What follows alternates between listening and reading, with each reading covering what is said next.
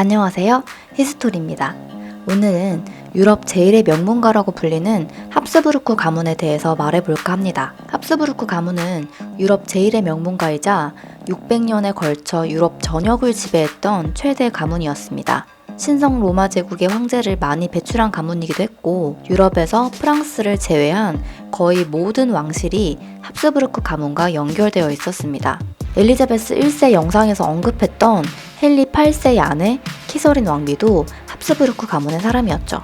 무적함대로 유명한 펠리페 2세, 프랑스 혁명으로 단두대에 올라야 했던 마리 앙뚜아네트 왕비, 세계적인 명작으로 유명한 벨라스케스의 그림 시녀들에 등장하는 주인공인 마르가리타 공주까지 합스부르크 가문 출신의 유명한 인물들은 굉장히도 많습니다. 하지만 근친혼으로 인한 유전병으로 대가 끊겨서 몰락한 왕조이기도 합니다. 전쟁이나 반란이 아니라 유전병으로 대가 끊겨 몰락하다니 굉장히 보기 드문 경우죠.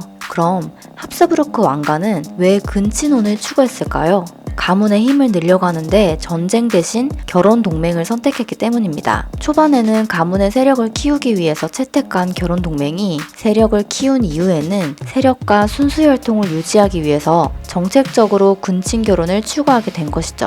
귀한 혈통을 보존하기 위해서 배우자를 모두 합스부르크 가문 내에서 골라 결혼했습니다. 다른 가문의 혈통이 섞이는 것을 방지하고 영토를 지키기 위한 하나의 방법이 근친혼이었던 것입니다. 삼촌과 조카가 결혼하고 사촌 누나와 동생이 결혼하고 이모와 조카가 결혼하는 등 수많은 근친혼을 자행했습니다.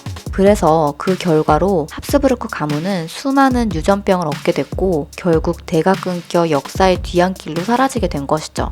합스부르크 왕가의 유전병은 여러 가지가 있지만 그중 가장 유명한 유전병은 바로 주걱턱이었습니다. 합스부르크 립이라고 불리기도 했는데요. 합스부르크 왕가 사람들은 대부분 이 합스부르크 립을 가지고 태어났습니다. 어릴 적엔 괜찮아 보였어도 커가면서 얼굴이 길어지고 아래턱이 심하게 돌출되기 시작했죠. 아래턱의 발달로 아래 입술도 비대칭으로 커져서 윗입술보다 훨씬 더 큰 입술을 가지게 되었습니다. 그래서 합스부르크 왕가 사람들은 겨울에도 항상 부채를 들고 다니며 턱을 감췄고 수상화를 그릴 때도 화가에게 턱을 미화해서 그릴 것을 종용했습니다. 주걱턱은 부모 모두에게 해당 유전자를 물려받아야만 나타나는 열성 유전자임에도 불구하고 합스부르크 가문은 근친혼 때문에 해당 유전자가 희석되지 못하고 대를 이어서 물려주게 되었고 점점 더 심해지게 되었습니다.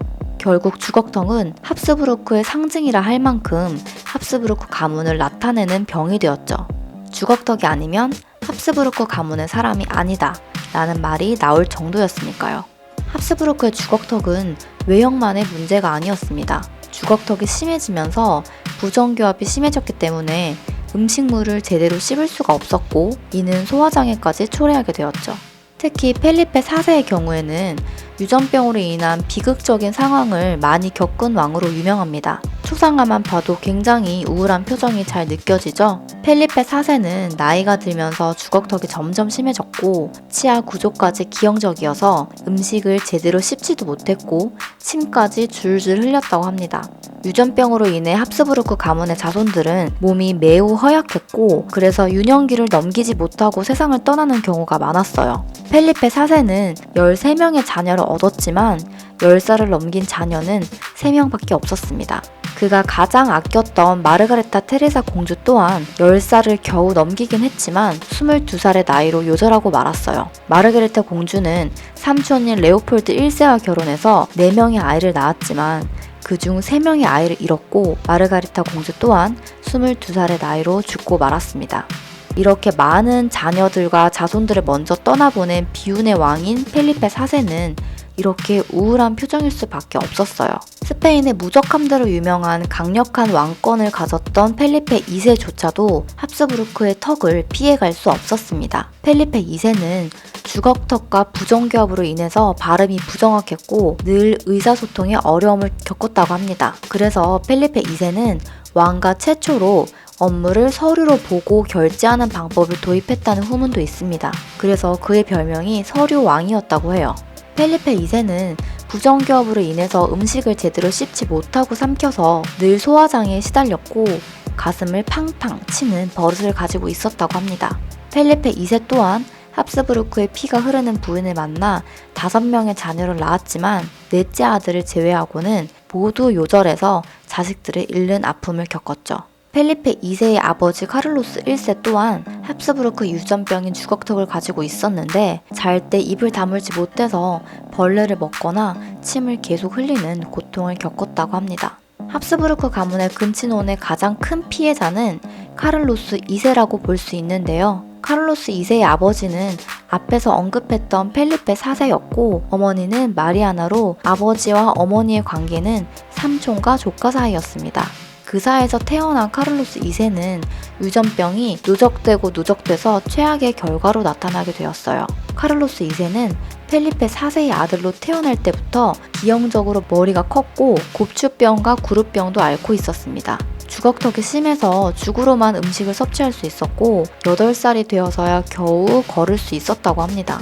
9살이 되어서도 글을 쓰지 못할 정도로 전응하였으며 왕이 되어서도 자식을 얻지 못했는데 학자들의 추측으로는 무정자증이 아니었나 추측한다고 합니다. 지체 장애에다 정신장애까지 겪었던 카를로스 2세는 30대 초중반에 대머리가 되었으며 늙은이 같은 모습을 하고 있었다고 해요. 또 그의 말과 행동이 이상해서 마법에 걸린 사람, 악령에 걸린 사람이라는 오해를 받기도 했다고 합니다. 그리고 마지막 죽는 순간까지 환각 증세와 경련 증세를 앓았다고 해요. 결국 카를로스 2세는 합스부르크 왕가의 마지막 왕이 되고 말았죠. 이렇게 유럽 전역을 지배했던 최대 명문 가문 왕가가 대가 끊겨서 사라지고 말았습니다. 합스부르크병. 합스부르크의 저주라고 불리는 이 유전병은 권력에 대한 욕심이 부른 재앙은 아니었을까요? 오늘은 권력을 유지하기 위해서 선택한 근친혼으로 인해 몰락한 합스부르크 왕가에 대해서 말해보았습니다. 오늘 이야기도 흥미로우셨나요? 흥미로우셨다면 좋아요와 구독 부탁드려요.